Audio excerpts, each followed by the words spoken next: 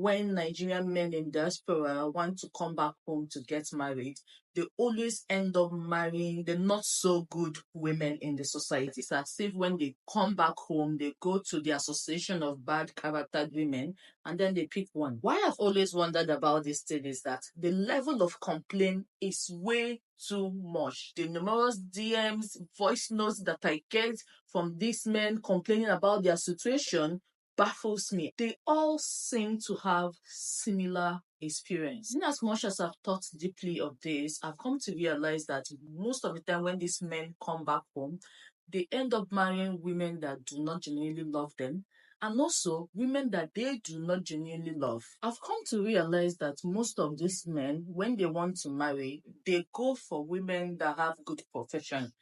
They are looking at for, oh, this woman is a nurse, she's a doctor, these courses are going to be profitable where we are going to or where I'm taking her to. Forgetting that character and profession are two different things. That before these women became nurses, doctors, engineers, whatever you think that work for you, they were people's daughter. And that supersedes whatever profession that person have gone into. Another silly mistake that I've seen that these men also make is that whenever they come into the country, the first woman that is nice to them, they just propose marriage to the person without considering a lot of things. You'll be hearing, oh, I met her in the church.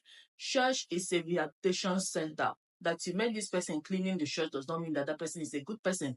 The person might just be there for retribution of their sins, and it's possible that God will forgive them and they will go back to those sins. So it's no guarantee that because this person is trying to play nice, you met this person in the church, means that the person is going to be nice to you. In fact, it's actually most of the time the opposite. Most of the time they forget that meeting somebody in the church is immaterial, that you're supposed to go to that person's home, go and check the way they treat their mother, the way they treat their father, the way they interact within themselves as a family.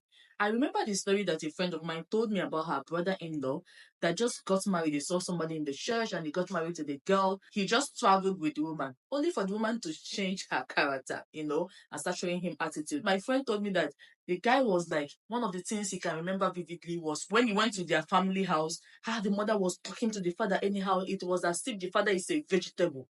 I was like, exactly. That is where he made his mistake. When you see forms like that and you think that the woman is going to treat you different, you are lying. Family is the first place you learn how to be a husband and wife. You learn it from your parents. You learn to treat opposite sex better because you learn that from the way you treat your brothers, the way you treat your sisters. You start hearing some parents being like, my daughter behaves like this. It doesn't matter. This is their character. Maybe the child slaps somebody. And the mother is like, yes, so now like this, and they behave like this.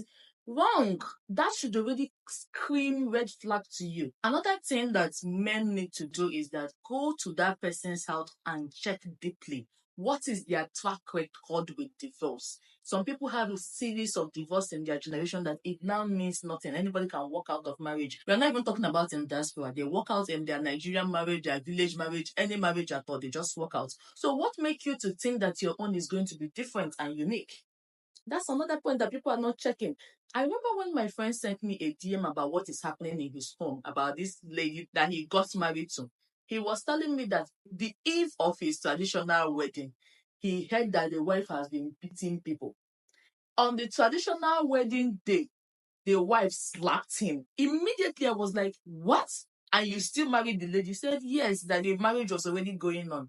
I'm like, you are lucky you are not the son of my father, because if you are, my dad will leave you there and go.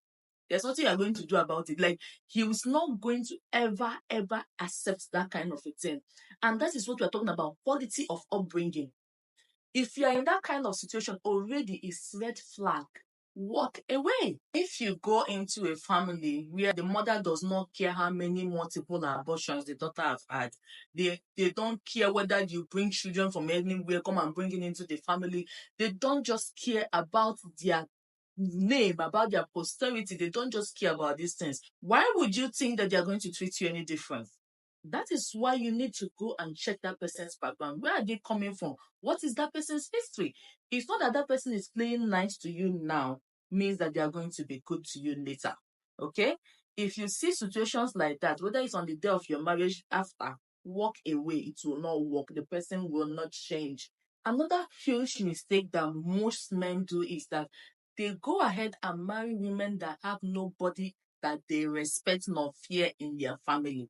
You might think this is just a mere talk, but when you marry somebody that does not have anybody within they respect for their house, you don't get anybody where you talk to them and they pipe look. What that simply means is that when you are married to that person and issues which will definitely come with marriage starts to rise up, there is nobody that person they fear. So who are you going to talk to make that person to listen? And that is why when issues like that arise, they tell you go and do whatever you want to do. That's because there's nobody that they listen to in their family. Another very silly mistake that Nigerian men in diaspora make is that when they want to get married, they forget that most of these women in Nigeria have very serious relationship, like very serious person where they love, they are willing to do anything for that person.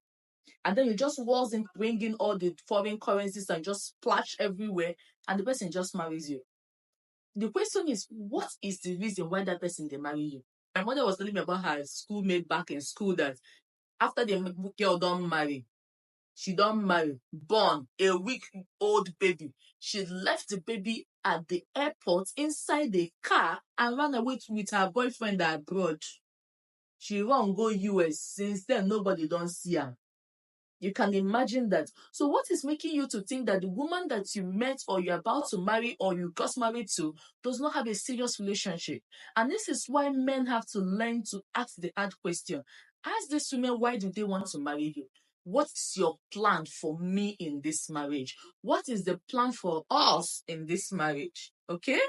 And again, what is your own plan for yourself? You'll be shocked that a lot of women don't even know one single thing, one reason why they are there with you. They don't have a reason why they are with you. They don't have a reason for their future. They don't have plans for themselves.